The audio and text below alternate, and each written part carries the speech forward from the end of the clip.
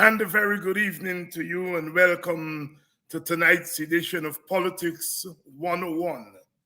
I want to welcome all of you wherever you're joining us from, whether you are joining us from Guyana or outside of Guyana. Welcome to Politics 101. Political recklessness.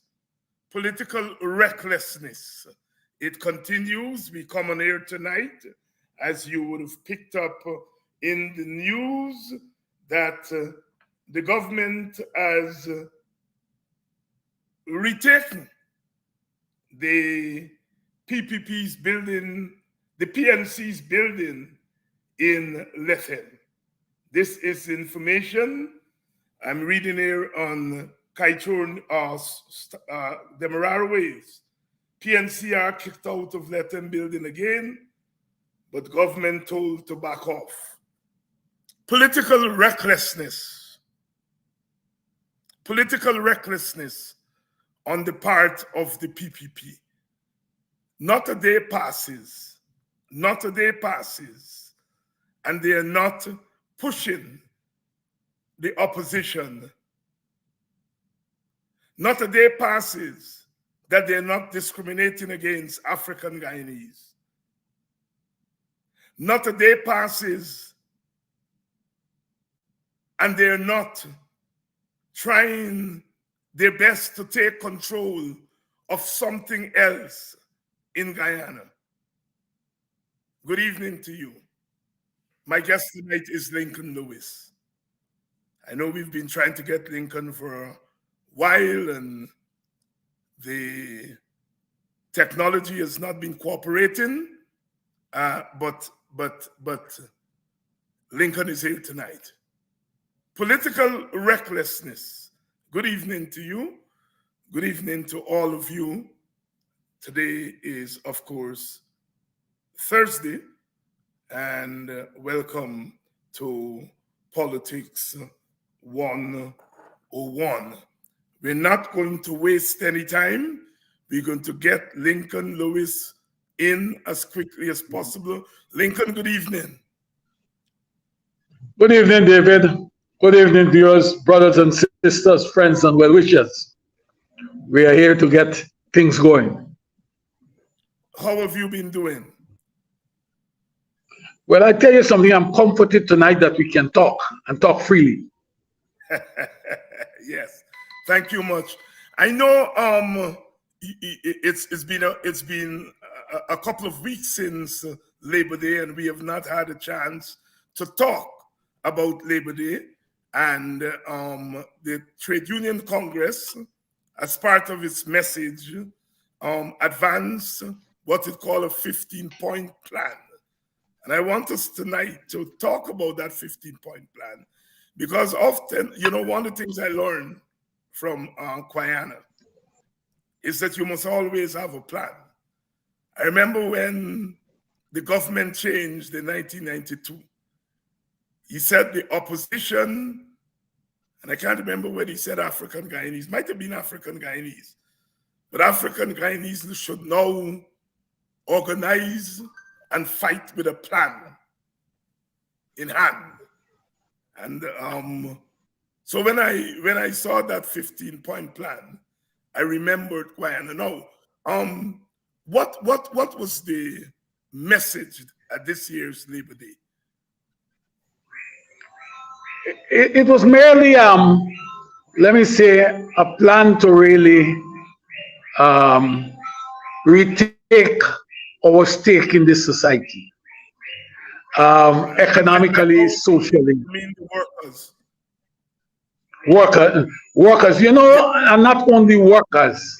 The trade union in itself is an organization that influences the economic, social, and cultural and political decisions in society. So when we talk, people will tell us at times that we are political. But what people fail to understand is that the trade union, which is the precursor to the political parties in this country, the mass-based political parties, started the march for one man, one vote. Mhm. Adults, universal adult suffrage, as we know it to be, and an 8-hour work day, 40-hour work week, holiday with pay, and all these type of things. They were not given. It was the trade union who fought for them and started the march since 1926, during the colonial period, when it becomes known. So there are issues that you may want to say that border on political agenda, but I'll tell you what: if we don't have, if we don't influence the political and take up a place in the political atmosphere, we are going to be shut out, totally shut out. And one needs to understand that if a man is working, say at Monishwa, he's expected to work 8 hours when the day comes. And when he leaves work, he get a bad road to go in at Eccles. And then when he meet home, he get blackout. That worker cannot be a satisfied worker the next day to perform at his optimum the next day at work. So all these things here, while there are rules you may have to follow at the workplace, there are certain social benefits or political decisions that are being made from time to time that impact his well-being. So the trade union has more an overarching role than just confined to those things at the political, at the workplace. Has to look at the things outside, like education, like health services, and all these type of things, because they impact on making you a good and satisfied worker. A So good these and issues that we are satisfied talking, worker. And I noticed the yeah. first point on your plan is about Article 13. It says here, legislation to give meaning to Article 13. Talk a little bit about why that is the first thing on the 15-point plan and the linkage Because that, between Article 13 and the trade union movement. let me come back to you. There are only two organizations that are named by name in the current constitution, and those organizations are the trade union and cooperative. If you go back to the constitution, we'll observe that. And the framers of the constitution did not do it by accident, but because of the historical development of this country. They recognize that those two institutions have played a significant role in shaping what we are, shaping who we are today. Article 13, which speaks to the political, which speaks about the political process, or how we go about our political, speaks about inclusionary democracy. It speaks about one need to be consulted and be involved in decision making that impact his political, economic, and social life. Article 30 speaks to that.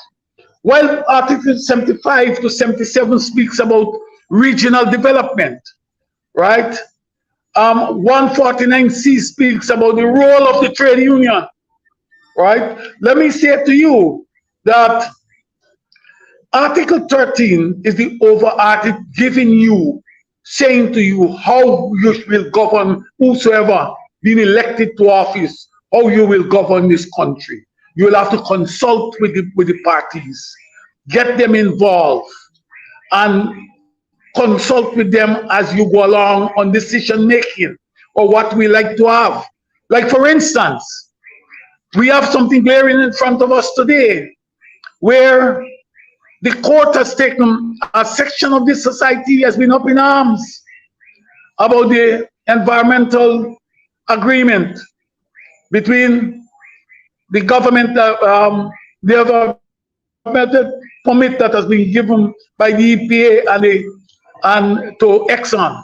And what has happened is that while the court has said that they need to respect what the law says, the government intends to go contrary to that. What they are doing In essence, they are destroying the fabric or the intent and purpose of Article 30. Article 13 says the people must be consulted. You don't just do things like that. So that in itself, Article 30, is absolutely important as we move on to get things done in society. We are saying that they must put teeth to it, put context to what we're doing, put things to it, put meat to it, and let's get it done.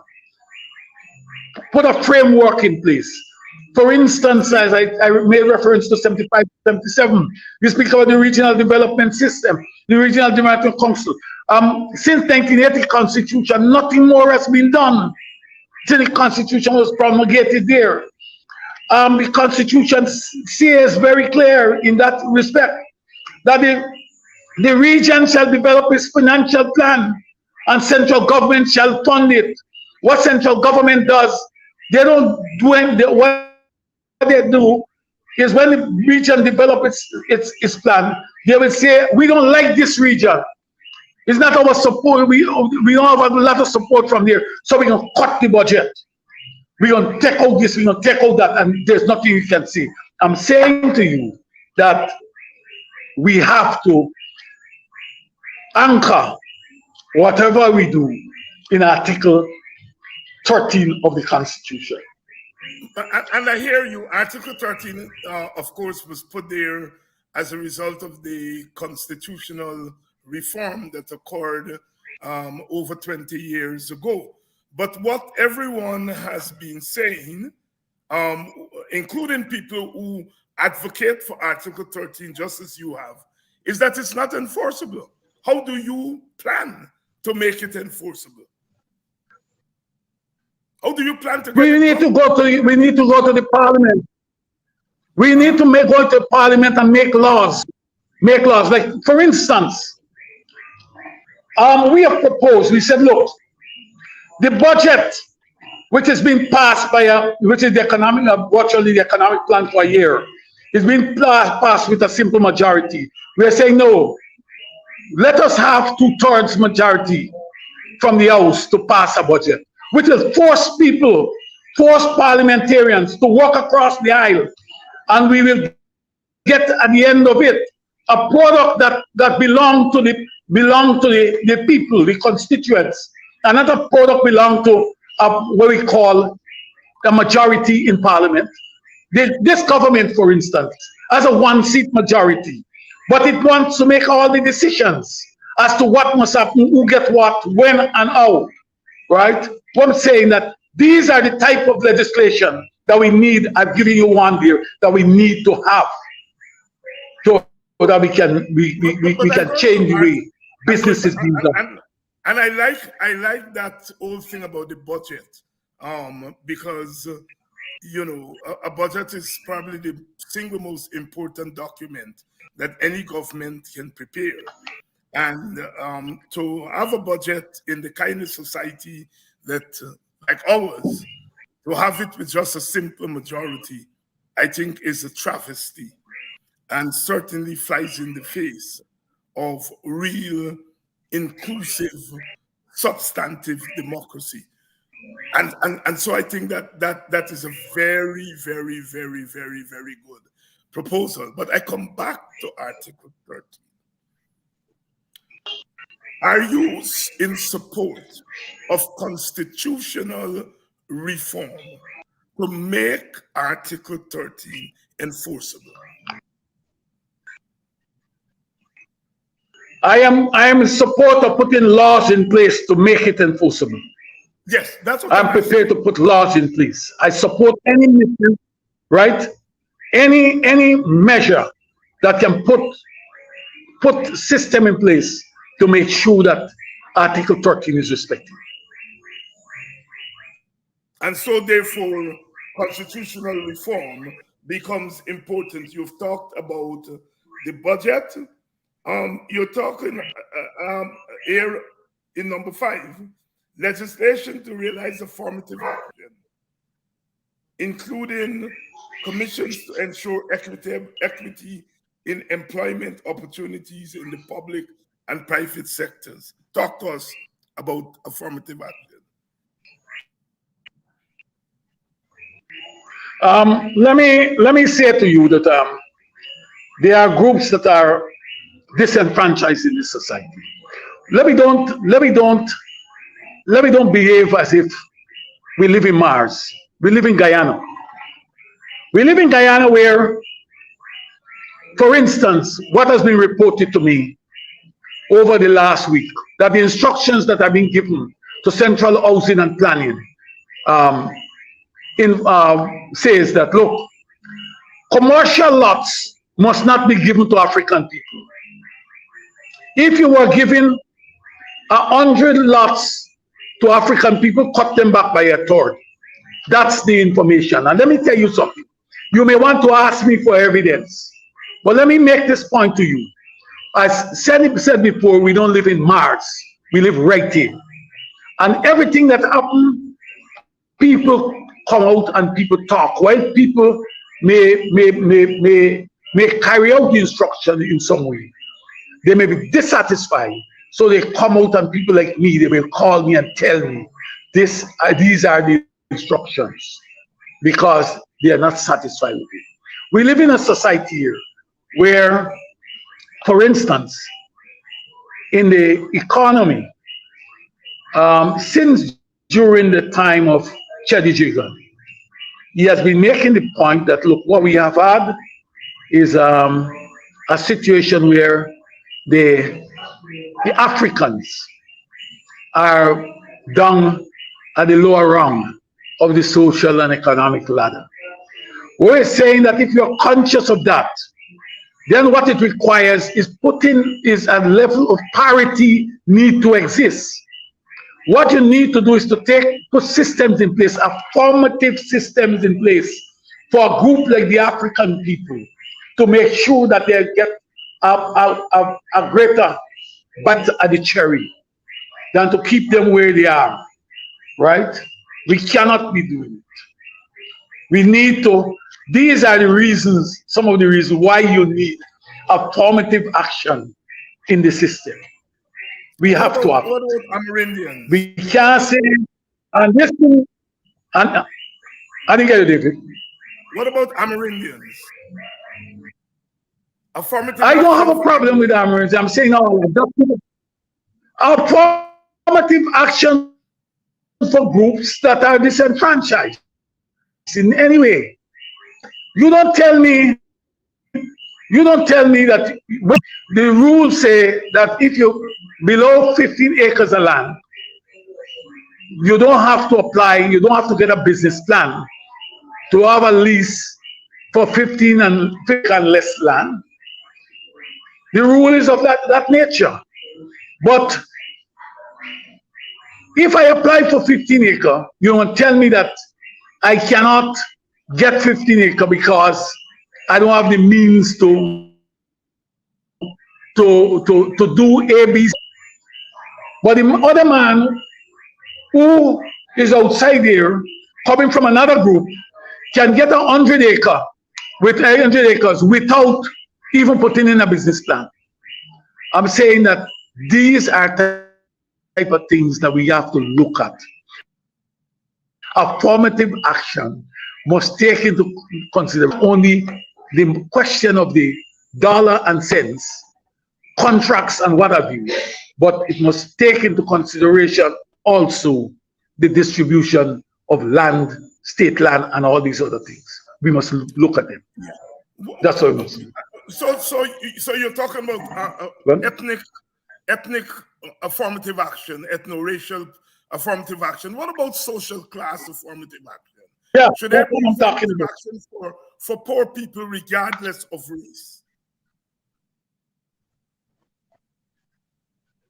Yes, because let me say to you, in our situation here, we are talking about cash transfer and a number of things that need to be done, right? When we talk about cash transfer, we don't only talk about you giving X amount of dollars to an individual.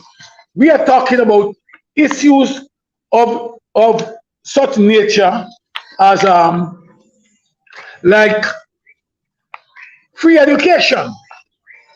The people who were able to send their children to do masters, many of the people, because they have money, or the poor people children got to find a scholarship. Somebody who won't give them a scholarship, agency that won't give them a scholarship, right? What we're saying, free education is being put to the disposal of people in this country, can go from nursery right on to university. We can do it like that, right? Those are things that we got to like that. Like the question of health. Health, they tell you now that what they're going to do is that if you have, there's a backlog in the public hospitals, right? For surgery and so on. They'll make arrangements for you to go to the private hospitals to have that done.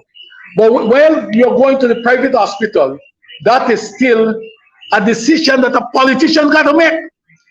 Whether you're going to go to the hospital or not, right? This decision, the politician got to make that. We are saying that, look, we don't want a system where the politician got to make decision, because the politician got to make decision, or you got to give instruction to somebody to get it. You got to put on a red jersey and walk around the place before you can get anything done. What we say, the public hospitals and clinics, they must be well equipped with ultrasound and everything that we do. We don't have to, when the doctor say that he wants to carry out, get an ultrasound, you got to go to the big hospitals, the private hospitals, and you got to fork out the money to go and pay for it, right? Those are type of things like that we want to look at. We want to look at the whole question of PAYE, right? We want children, we must start getting what we call it, credit, or get deductions must be made for children who are under 18 years of age. We want to look at that. We want to look at unemployment benefit. Poor people that lost a job and you got to walk between one job to the other to find another job. You got to scrun because there's nothing there to help you. What we're saying is that, look, activate the unemployment element in the NIS. Activate it, that people can get at least a 6 months, if they're going after a job, to get a 6 months coverage, that they can earn something and they don't have to go further back into poverty. So that's another area. We are talking also about this whole question here of what we call it VAT. We can move out VAT, reduce it or move it out. We have to do something of that nature. It requires you doing it. If we don't do it, as the food prices go up, many of us will not be able to buy anything or do anything, right? We can, the prices are getting skyrocketing to the point that we're not going to be able to do what is expected of us as head of family and all these type of things, right? So these are type of things that these are some of the things that we want to look at, right? These are some of the things we want to look at. Lincoln Lewis here tonight talking about the 15-point plan that was unveiled on Labor Day by the Guyana Trade Union Congress. Please share the link and let everyone know that we are on tonight. Politics 101 is on tonight. As we come on air tonight, we are hearing that the government is retaking the PNC's building in Lethen. Political recklessness. Mr. Lincoln Lewis, have you heard that news, and what are your thoughts on it? Well, I want to tell you, I want to take every space in this society. It is not only Lethem. These people, it was yesterday, they were in a Belladrum trying to take over a CDC building, right? The CDC is a registered organization, not registered under the Friendly Society Act, right? It's a legal entity, not registered under. they can, and it seems as if they're not thinking. The building in itself, they had received a grant, I believe, from the community had received a grant. And my understanding is that citizens from the Weldad El Dorado district who were overseas made significant contribution by way of finances to get this thing done. And now they believe that they're in government, so they can take it away and they will appoint some, they want to make it in a party office. They want to put the people to work inside. This is how the PPP, this is the PPP's behavior. And the faster we come to realize what these guys are offering, and many of us who are prepared to say give them a chance or to dance with them, we are dancing at our own peril. These guys we got to repel them. We've got to repel them. Lincoln, in one of the points, I think point 9, you come back to the issue of the right to join trade unions and the right of trade unions to engage in collective bargaining. Talk about that point. Let me tell you what. Let me give you an example of something.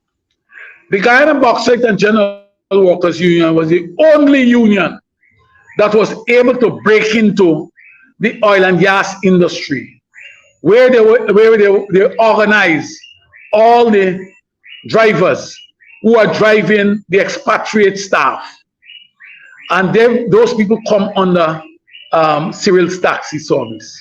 We were able to organize them. The ministry, when the union applied for recognition, asked them specifically to bring their books, because they bring the books and the survey was done. The union got 60-something%.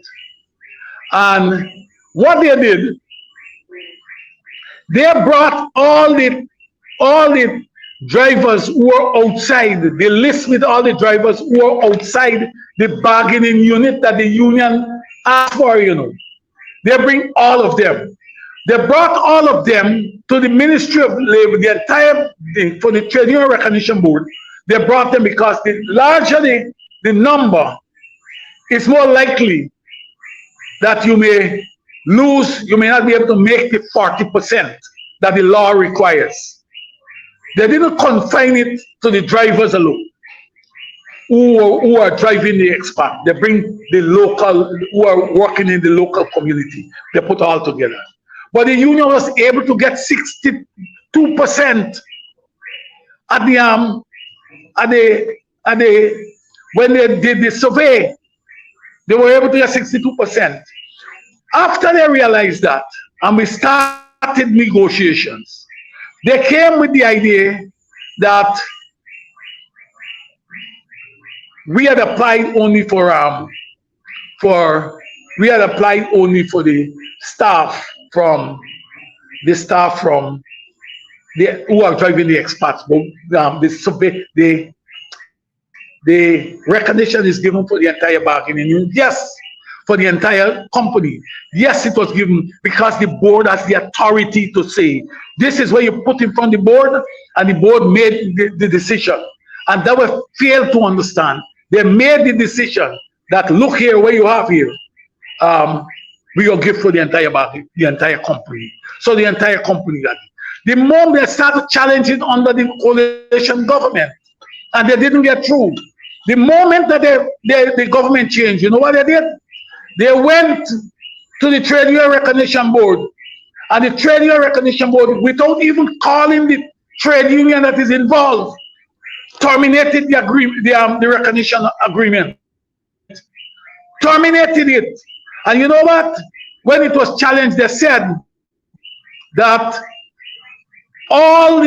it was unanimously agreed that it be terminated. That means that the 3 trade union representatives who were on the board, all 3 of them agree that the government must terminate the agreement, the recognition certificate that was issued to the union. So we have people who are working against it. Having said that,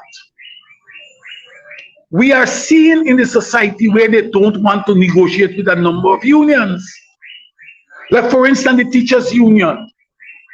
They don't want to negotiate with the teachers' union. They don't want to negotiate with the public service union. They don't want to negotiate with the bauxite union. They don't want to negotiate with any union except GAU or NASI. Every other union, they don't want to negotiate. What we need to do is to put laws in place that can address these issues, strengthen the laws to make sure that we are as a unions, we are protected from the skullduggery of this government. So this You is call, basically, yes, you call here to expand the school meal program to provide a daily balanced lunch for school children from nursery to secondary for all public schools. Parents could opt in or out. Speak to that. What is the thinking behind that? yes, what we're saying that, look, let me say to you that there are a number of children who go to school or live with one meal, and a number of homes, poverty is of such that we we while political operatives many will not want to accept it, it do happen.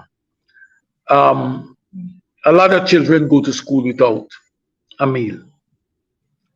For them to be going to school and have to scrounge for a meal, it will be the better thing for us who have, for the state that has our money, to put a program in place to make sure that meals are there, is there for children.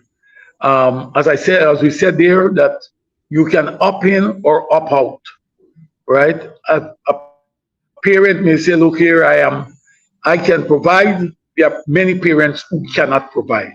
There are many people who are working for $100,000 a month, and they have 4 children. It can be a single family.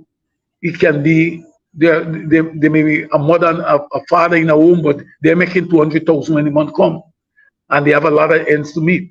I'm saying that education is a human right issue, and what we need to do is to make sure that each child be given that break. He must go to school because they are sure that they will get something to eat. No child must be staying home because the parents can't afford to buy a meal and to pay the transportation to go there. We have to change it. You We have a also call responsibility to this society. you also call for the reduction of the um of the cost of transportation, um, especially for children, for electricity, for gas prices. And you call for the introduction of a public transport system which would create competition and alternative and more so aid the vulnerable in the society. Expand on that.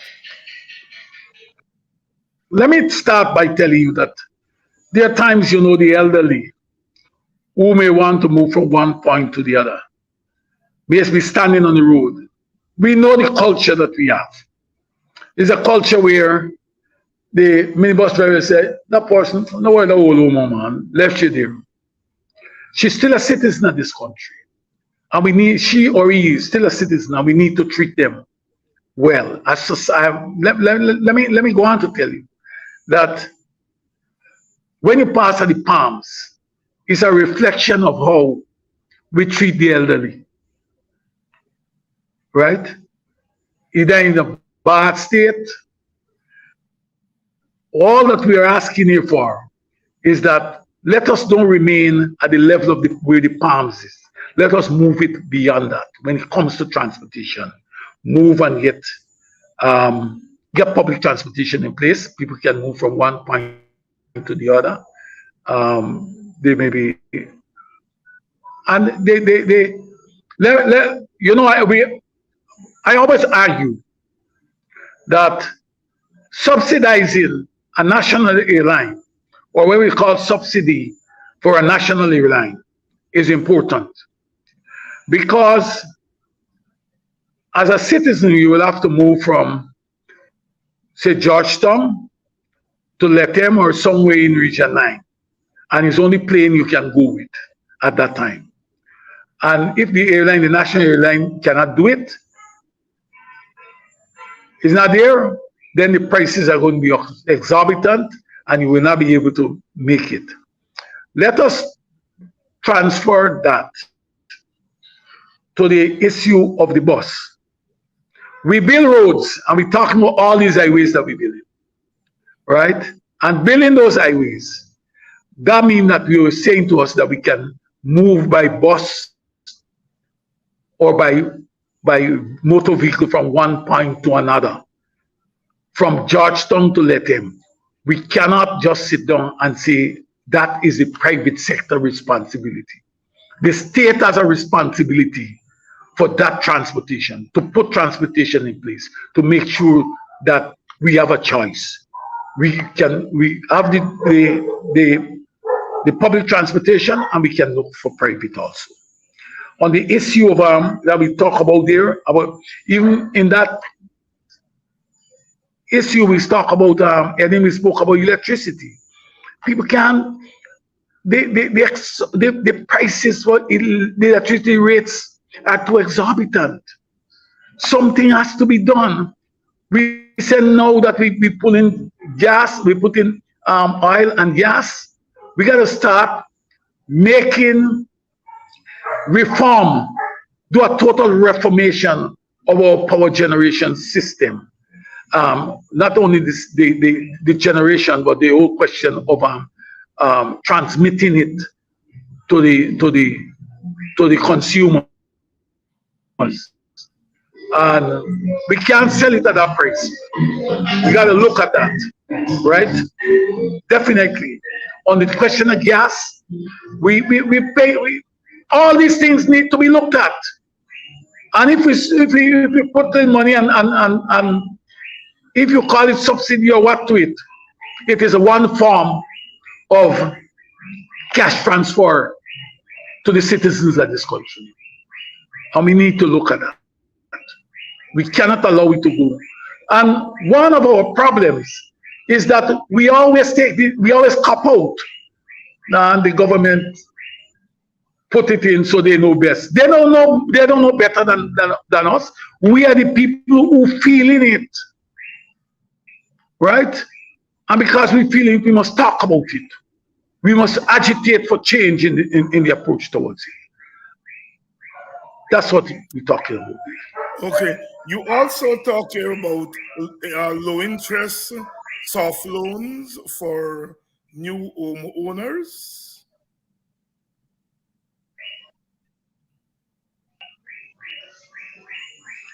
Are you Yeah. yes. Look, man. You're talking about provide property owners with direct and indirect cash transfer through interest-free or very low interest rate soft loans to improve and to maintain their residencies. That's enough. Yeah. When you build a house, you just got to repair it. Yeah. When you build a house, you just got to repair it. You got to do it. Let me say to you, we have to improve the aesthetics, like in the villages, the towns and our neighborhoods. We have to improve them. We can't have people building new houses and allow them to deteriorate because the mortgage is high and we can't pay. The interest rate on mortgages is so high that we can't pay. We can't spend some money to do home improvement maintenance and those type of things. We have to do that. We are saying that, look, you can move. We have money now. Don't tell us that we're becoming a Dubai. Don't dupe us into that position. What we need to do, and don't tell us as though they dupe us and tell us that the contract between, when they had wanted a vote, they dupe us by telling people that this contract between Exxon and the Guyana government is so bad. But when they get to office, the same bad contract, they become the greatest defenders of that contract. Here we want. We don't want you to promise me anything. We want you to do this. We get a house and we want to maintain this house. We get streets and around the street, we want them maintained. Don't promise us that when you get more money, what you get now, you can start putting a system in place where everybody can benefit. This money, this issue about loans, interest-free loans, they will tell you that we up the ceiling to 15 million for low income. But when you go to the bank, when you go to that bank, one of the things you got to do, you have to satisfy the bank that you get the capacity to repay. And a person who get working for $20,000 a year, a month, won't get a $50 million loan. $50 million loan. So here is one way of duping us too, of telling us that we can get $50 million. We put the system in place for first-time borrowers or what have you to have that. You won't get it, right? We are moving beyond that to say to you, here we will turn this thing out. We can look at soft loans. We can look at low interest loans. We can look at grants and all these type of things. You know, let me just take you back a moment.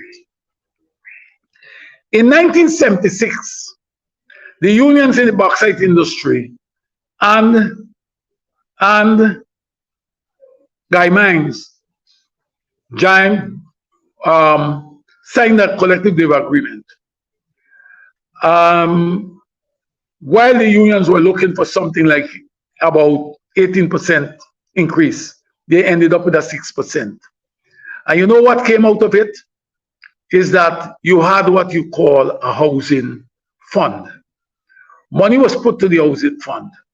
And at low interest rate, I believe 2% interest, 2% interest rate, and people, this was a revolving fund, and people were borrowing to build houses and what have you, but it had another element of it.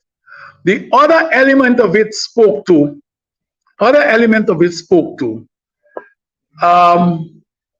25 persons each year would have been given a 6,000, based on a formula, you would have arrived at a situation where 25 persons would have had $6,000 grant and a $6,000 loan. $6,000 grant and a $6,000 interest free loan. And at that time, $12,000 could have built a house. I'm saying to you, there are examples in this system where we can do that. The Sugar Industry Welfare Fund as a form now, what we call, they give you loans, and they are soft loans, not the loans at the level of the commercial bank. I'm saying that we can do it. We have done it in the system. There are examples, and we must seek to emulate them. And let us go back to the drawing board. Don't tell us that we got to go to the commercial bank and pay 4, 6, and 8%. That's it. What about the deficit, the NIS deficit? How does that fit into your 15-point plan? Well, we are saying that must be, because the decisions over the years not to implement the actuarial recommendations, the NIS went into a deficit. Those are decisions of the government. The government not to increase contribution. We're saying to them, look, now that we get the money, real money, wipe off the deficit, wipe it off, that people can turn back and get now a decent pension. Not some people getting an $18,000 pension when the month come, or a $30 or a $28,000 pension when the month come. Let them get a decent pension, and let us do this type of study that the pension from the NIS, the minimum of the NIS, or the pension from the NIS must be almost at the equivalent of the minimum wage. The minimum wage and the minimum pension should be about the same level. That's how we should be looking at this thing. Free education from nursery to university.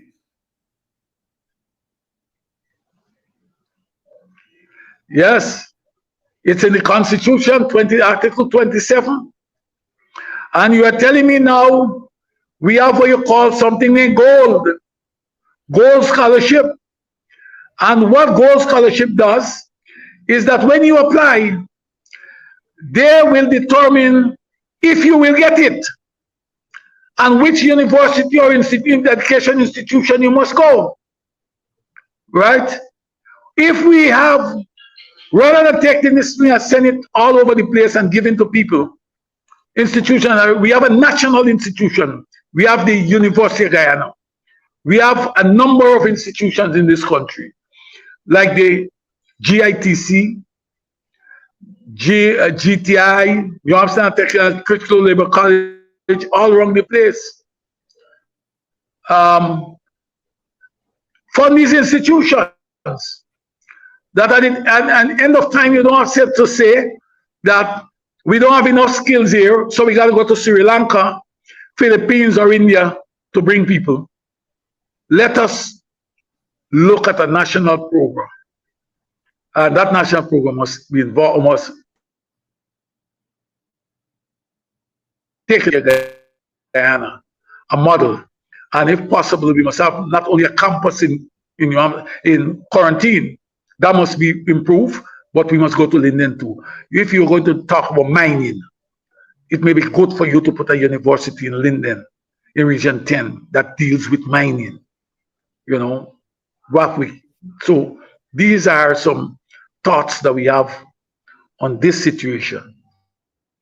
We can't allow people, you know, because I'll tell you what will happen. The scholarships that you're going to get to the Ivy League University, they will all be marked up by the privilege, the political operatives, and the privilege. Their children will get it. We must stand up and make the university here a model that we all can be proud of. Pay decent salaries, different salaries that we can attract.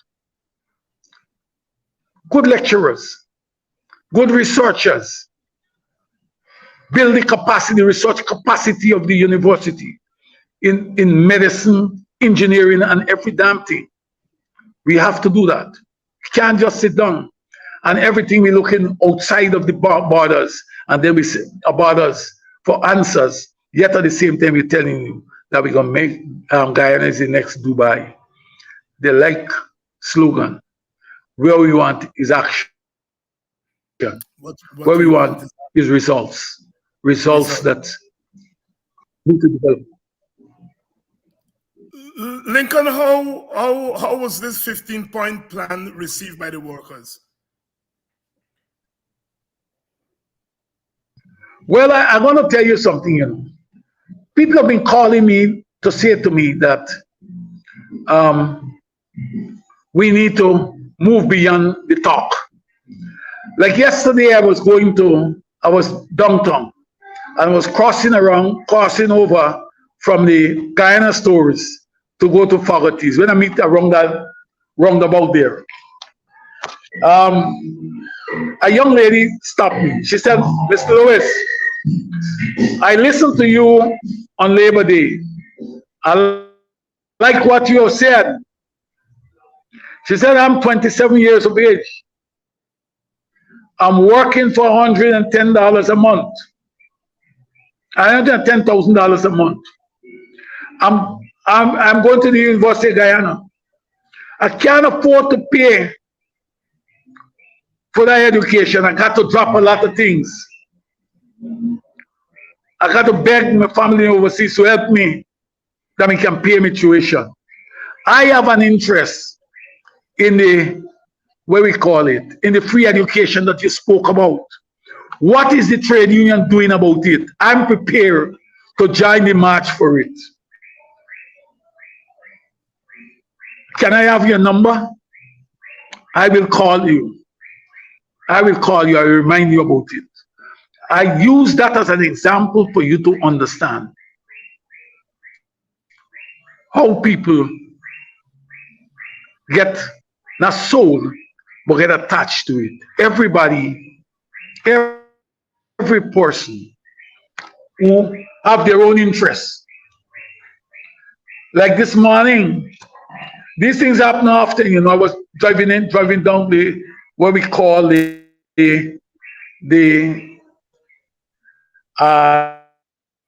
there was this guy at the lobby, and he said to me, "Mr. Lewis, how you do?" I said, I'm trying. He said, "Can I have a word with you?" I said, "Yes." He said, "You know, I like how you put it.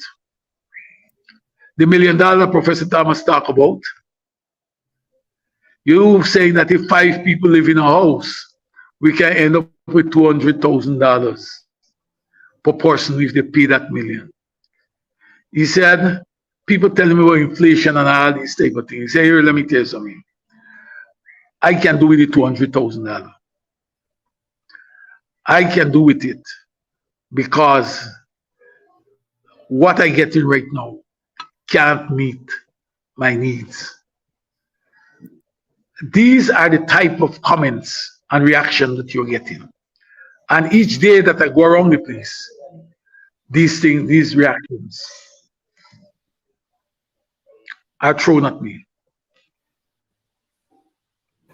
Are you Right, going David? to are you going to engage the government on these proposals?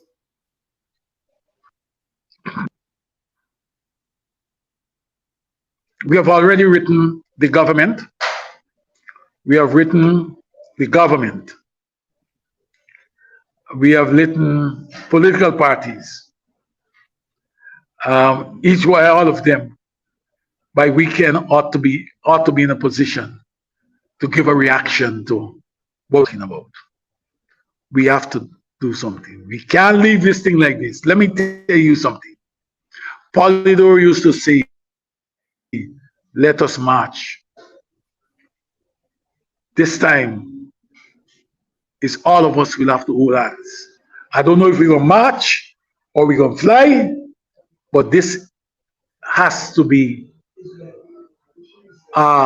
action by not only the trade unions, but for society at large, want to benefit. Are you trying to get your sister trade union umbrella organization FITOG on board with these proposals? In this situation here, every soldier is necessary. We will have to get everybody, apprise every person about what is taking place and what our intentions are. We have to do it. Even David Hines, Politics 101, Mark Benskop, Straight Up, Shara Duncan, Gordon Mosley, and every other one, even NCN. We are going to be everybody. This needs a national campaign. This is about putting the people first. putting people first. Lincoln Lewis here walking us through the 15-point plan unveiled by the Trade Union Congress, TUC, on Labor Day. And it's quite a comprehensive plan. It's one that goes beyond the remit of the traditional trade unions. And certainly, as Lincoln said at the beginning of the program, the trade union has to move beyond its traditional role. Anything else you would like to tell our viewers tonight, Lincoln, as we wind down?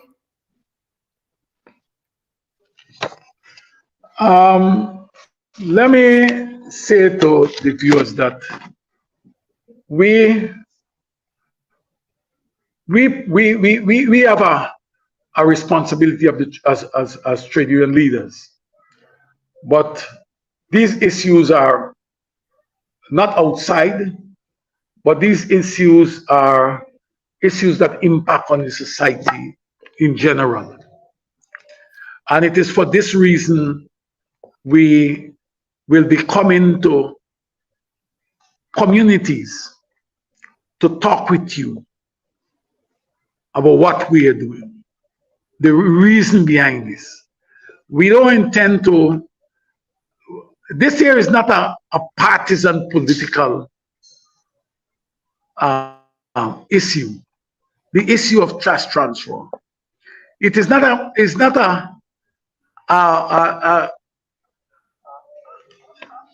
act of advancing for a specific race or community. It is advancing primarily for the people of this country. Because I'll tell you what, if the poor man can't provide meals for his children and a good education, what we may well have a situation where those children become recalcitrant and they may turn to crime. Who are the people who they will attack? They will attack the rich and the privileged, or those who are at a certain status, in economic status, financial status in society. They will go after them. So it is important that the man who may have seek to embrace a program that delivers for the people who do not have. We have to look at it that way. And in this process, what we're doing is holding hands to make life better for all of us. That may happen. The rich man or the privileged man may have a daughter who may be privileged to do certain things, to get certain things. But yet at the same time, she may be in love with a man who may not be rich, or his family is privileged to give him all that ought to be done. Lincoln Lewis there. Discussing tonight is 15-point plan. Lincoln, thanks for coming on and to sharing this plan with us. And as you know, you're welcome here. We shall be checking in with you from time to time to see what progress you are making. As you said, you've written to the government, the political parties, and all the stakeholders. We shall be checking in with you. Thank you, and to your viewers, as usual, I want to say thank you for staying with us. Thank you for being faithful viewers and supporters of Politics 101. We're going to sign off tonight, but we'll be back tomorrow, Friday. Until then, as we always say, we love you, we love you, we love you, we love you.